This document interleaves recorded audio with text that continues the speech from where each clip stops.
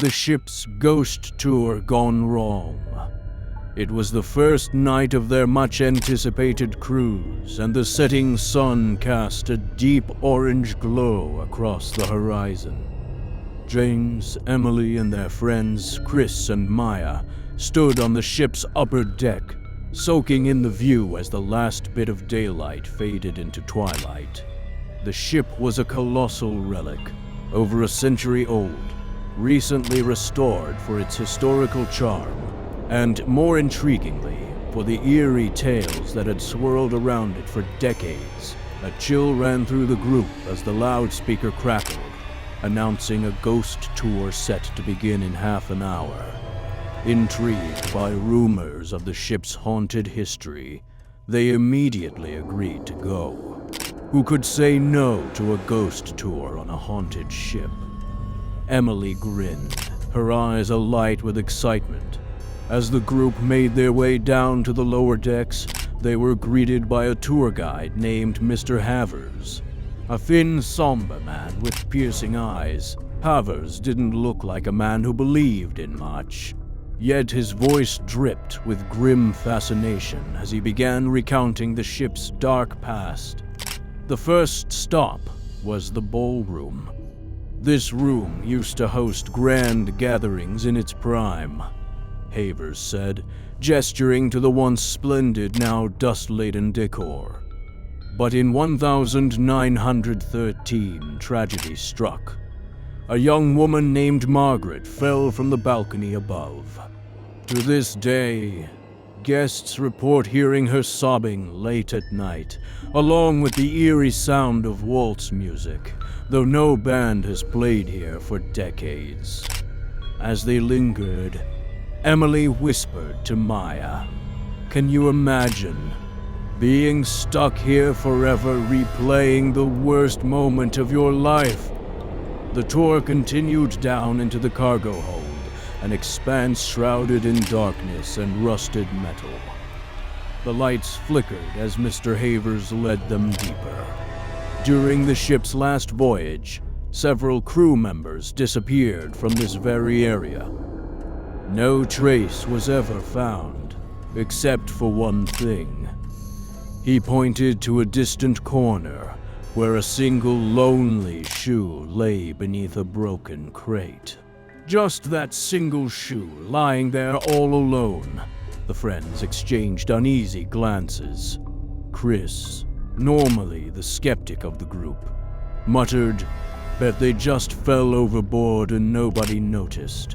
But something about the coldness in the air, and the way the flickering lights seemed to make shadows pulse with life, stopped them from making jokes. Finally, Havers led them to a dim, narrow corridor, lined with cabins, their doors closed and padlocked. These rooms, he explained with a morbid calm, were said to be haunted by the souls of passengers who died aboard. The ship's legend claims that once you're in this corridor, it has ways of keeping you.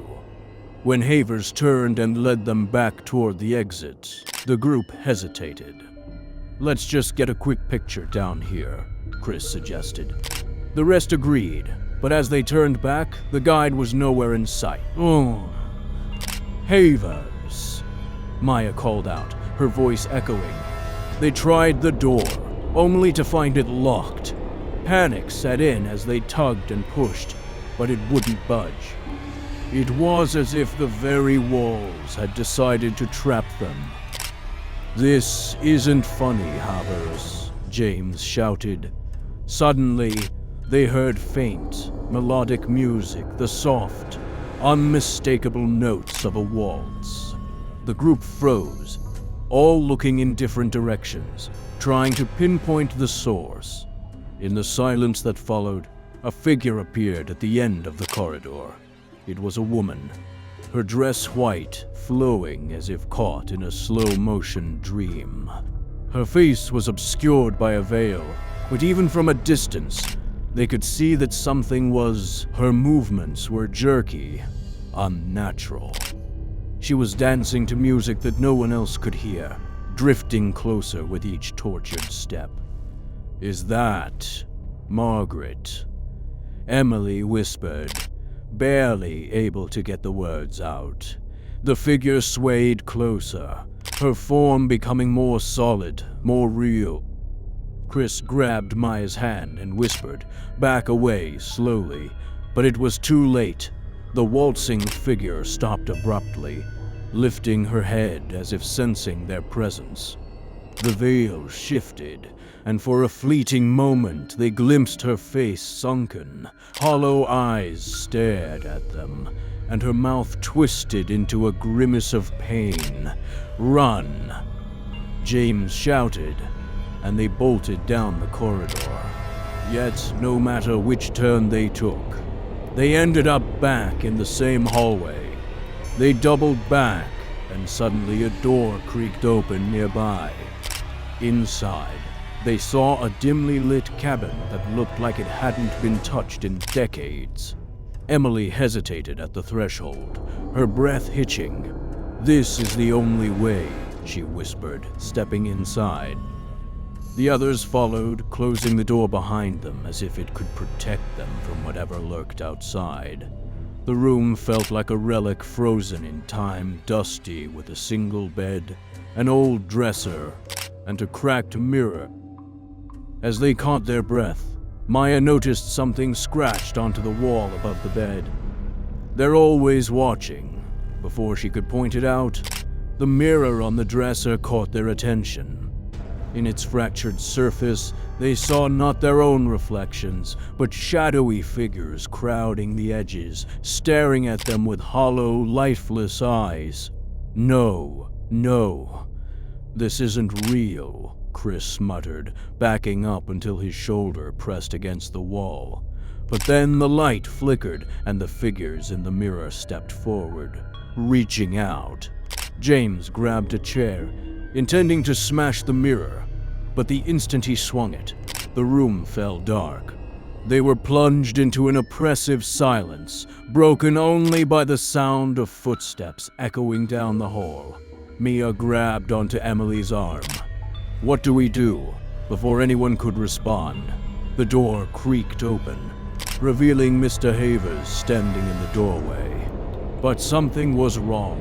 His face was pale, eyes glazed over, and he seemed empty. "I told you to leave," he said, his voice hollow. "You shouldn't have lingered." They tried to ask him for help, but he turned and walked down the corridor, his form slowly fading until he vanished into the shadows. Panicked, they stumbled out of the cabin, each footstep feeling heavier than the last. The corridor twisted and distorted, walls closing in as if the ship itself was trying to trap them. The faint strains of music filled the air again, now accompanied by soft, mocking laughter. Every turn they took led to another impossible scene: a woman dressed in 1932 attire, waving from a balcony, a child's toy rolling across the floor on its own, and shadows that seemed to take on forms and move toward them. Just when it seemed, with renewed hope, they sprinted toward it, not daring to look back. They pushed through the door, gasping as they stumbled onto the main deck, the cool night air feeling like freedom itself. They never looked back, nor spoke a word as they left the ship, their footsteps echoing down the dock.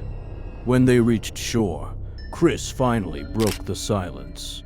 "That wasn't just a tour, was it?" No one answered. They couldn't.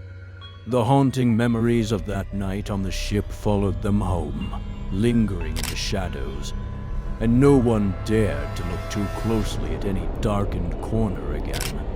For more stories like this, make sure to check out the next tale of eerie encounters and bone-chilling adventures waiting for you.